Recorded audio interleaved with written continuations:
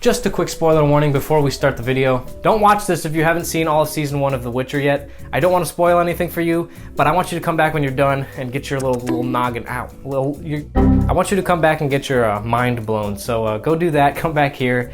As for the rest of you though, stick around. And I hope you brought an extra pair of socks because I'm about to blow the ones you got sky high. I'm gonna blow your socks off. Oops.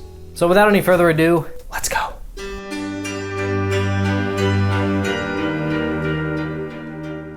So I was sitting there watching The Witcher, enjoying the show, and then I get to episode 6 with the whole, oh, I'm an old man, but wait, oh, I'm actually a dragon, lol, spoiler. And I was all, what?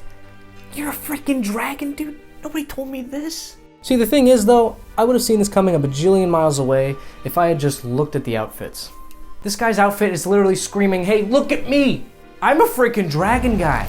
Look at these scales on my freaking outfit. Look at these dragony shapes all over my baddie.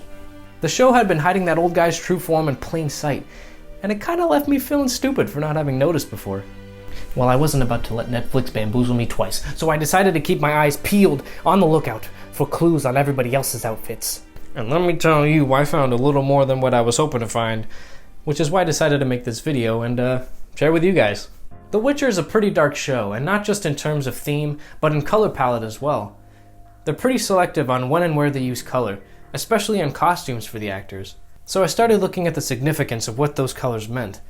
I wanted to see if the show was subtly giving us hints about characters just through the color of their clothing. So I rewatched the show, I took down some notes, and I came up with this color wheel.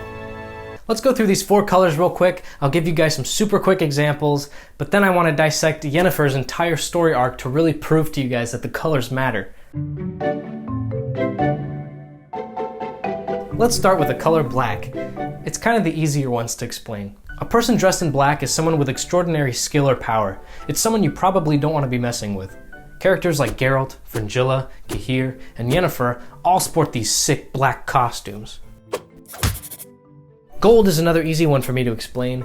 It's the color of royalty. It's the color of someone in a high position, someone with authority and pride.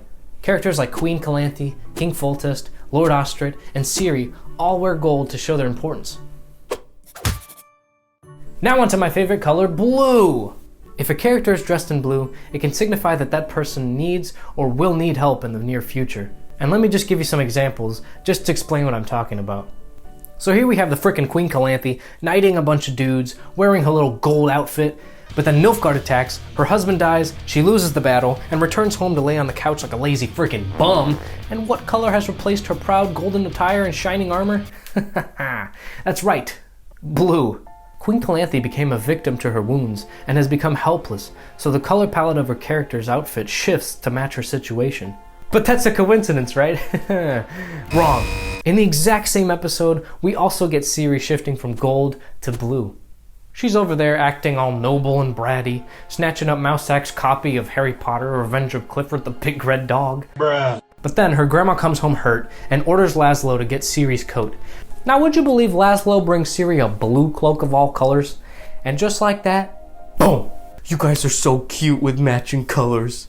As soon as Laszlo puts that cloak on Ciri, it shifts her character from a privileged princess to a victim of war, an orphaned girl in need of help.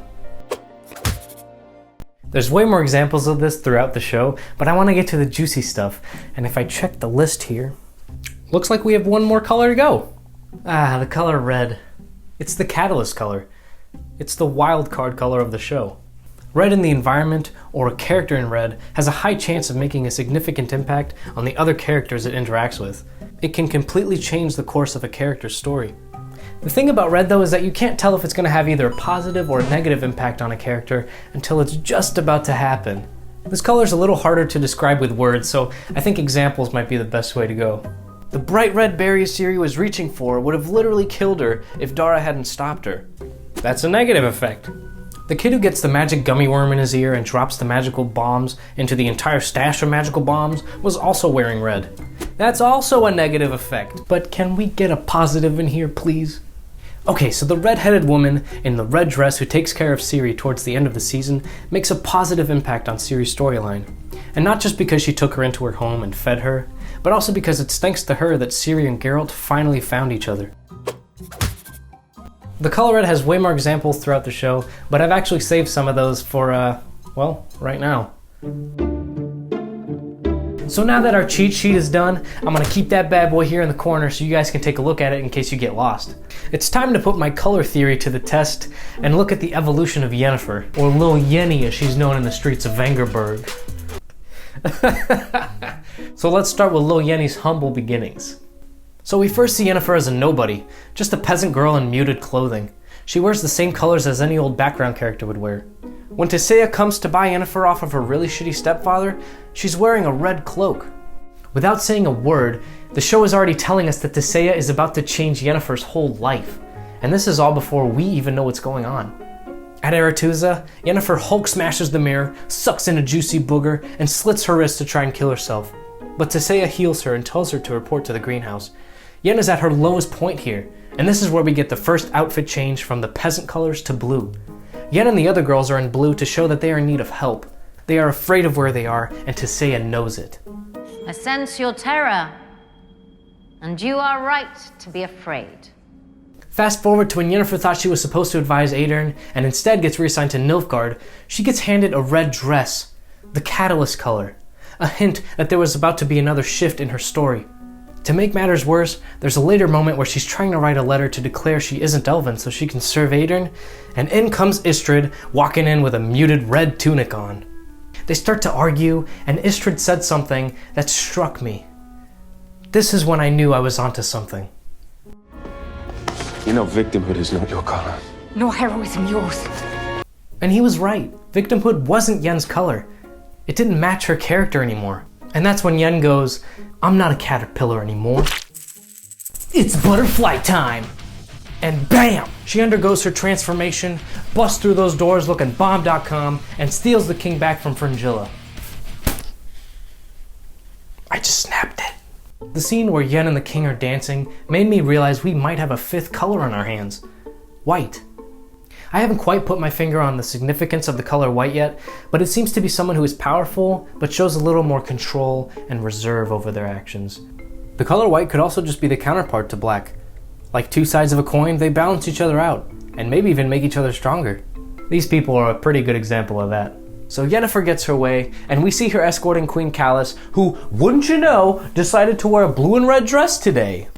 Before anything happens, you can already predict that the Queen would not only need help at some point, but would also change the course of Yen's story. They encounter an assassin, who is also wearing all black. The costume colors alone let you know Yennefer might have met her match. The Queen dies, and Yen tries to save the baby, but sadly the baby princess dies too. Her baby bundle covered red with blood. The death of the Queen and her child is another turning point for Yen. This is when she decided to go from a court mage to just somebody who provides magical services for everyday people. AKA provide medieval Viagra for the men in need. Doing the Lord's work.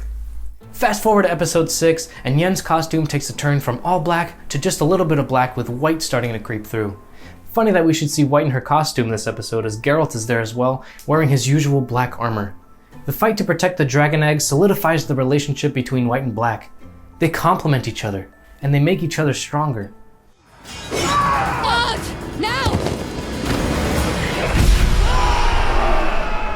Ooh, it's like Yen is the light to Geralt's darkness. It's so romantic. Oh, what's that? They broke up? Oh, okay.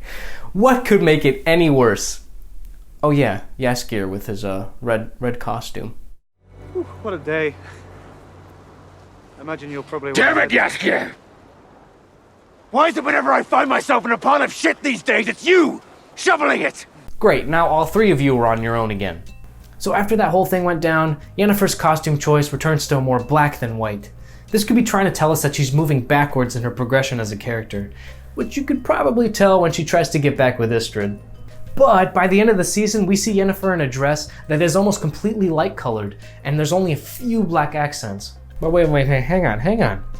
That dress has a little bluish tint to it, and I haven't seen anything blue on Yen since her Aretuza days, where she was cosplaying the Hunchback of Notre Dame, so what is the show trying to tell us here?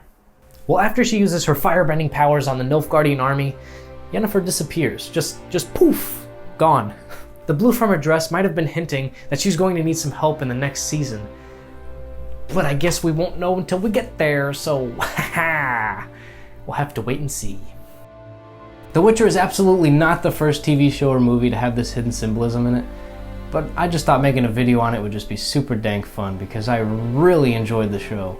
And there's a bunch of other examples I didn't even mention in the video, but if you guys end up rewatching the show, keep your eye out for stuff like that. Maybe you did rewatch it and you have another theory on the colors or what they could mean.